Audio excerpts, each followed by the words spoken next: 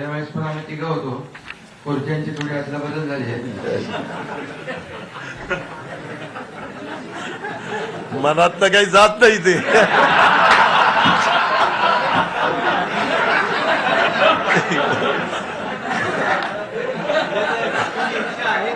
अदला बदल झाली असली तरी सुद्धा टीम तीच आहे. अदला बदल झाली पण बदला बदल नाही झाली. आणि टीम वर्क म्हणून जे आम्ही गेल्या 2.5 वर्षात काम केलं महायुती सरकारने, तेच आम्ही पुढे या ठिकाणी पुढे नेतोय. खरं म्हणजे राज्याच्या सर्वांगीण विकासाला चालना देणारा हा अर्थसंकल्प आहे.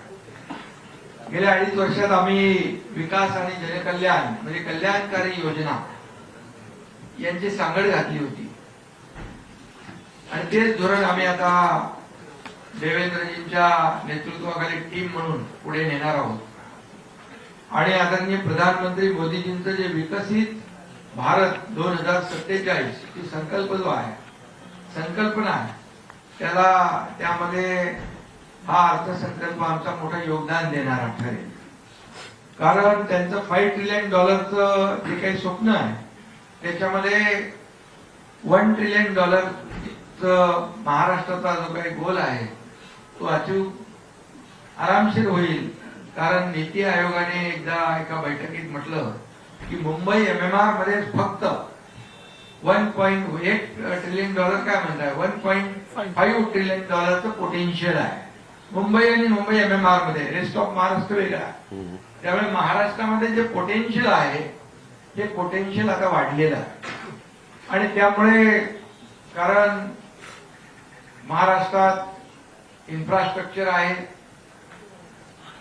कनेक्टिव्हिटी आहे, स्किल्ड मॅनपॉवर आहे, चांगलं वातावरण आहे, इंडस्ट्रीला पोषक आणि म्हणून इंडस्ट्री फ्रेंडली स्टेट हे महाराष्ट्र झालंय. सांगण्याचं तात्पर्य एवढं, जेव्हा मी मुख्यमंत्री होतो त्यावेळी दावोसला 2दा गेलो. जवळपास 7.5 लाख कोटीचं करारनामे झाले त्यावेळेस. आणि आता देवेंद्रजी आणि उदय सामंत आपले गेले त्यावेळेस किती 15 लाखापेक्षा जास्त 16 लाख कोटीचे करारनामे झाले. म्हणजे पूर्वीसारखं फक्त करारनामेवालं काम नाहीये, हे ऍक्च्युअल काम करणारं सरकार आहे. कारण मागच्या वेळेस 75 ते 80% त्याचं एक्झिक्युशन झालं.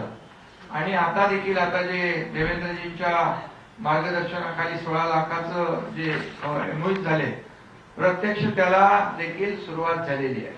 आणि त्यामुळे हे का होतं, कारण या राज्याचं जे काही पोटेन्शियल आहे, राज्यामध्ये ज्या काही पायाभूत सुविधा आहेत, राज्यामध्ये ज्या काही सोयी सुविधा आहेत, सिंगल विंडो क्लिअरन्स आहे, उद्योग जे येतात त्यांना रेड कार्पेट आहे, त्यांना दिल्या जाणाऱ्या सुविधा आहे, या सगळ्या सुविधा. आता मगाशी दादांनी सांगितलं सुरजागड मध्ये, गडचिरोलीमध्ये स्टील इंडस्ट्री आता एकदम राग लावून राहिलेली आहे.